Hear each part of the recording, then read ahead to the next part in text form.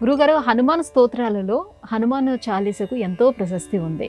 ఈ హనుమాన్ చాలీస ఎవరు రచించారు? దీని పారాయణ ఎలా చేసుకోవాలి?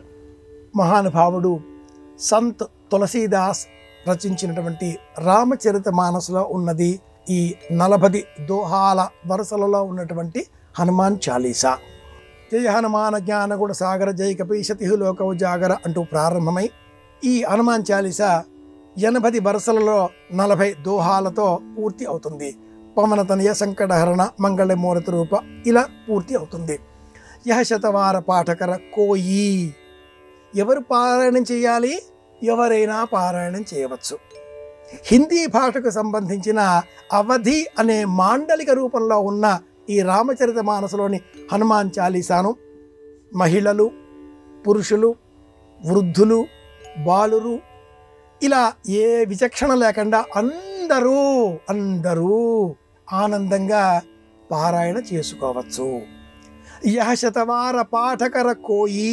ఎవరైనా కూడా छूटहि बंदी महासुख होई.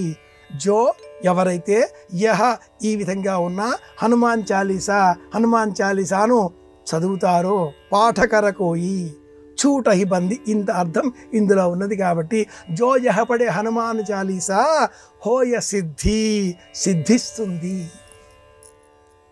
కనుక అనవసరంగా అకారణంగా ఈనాటి కాలంలో కొందరు ఆడవాళ్ళు చదవద్దండి, పిల్లలు చదవద్దండి అంటూ ఉన్నారు. అలా ఏమీ లేదు. ఎవరైనా చదవవచ్చు, ఎప్పుడైనా చదవవచ్చు, ఎలాంటి పరిస్థితులలో ఉన్నా కూడా చదవవచ్చు, వినవచ్చు.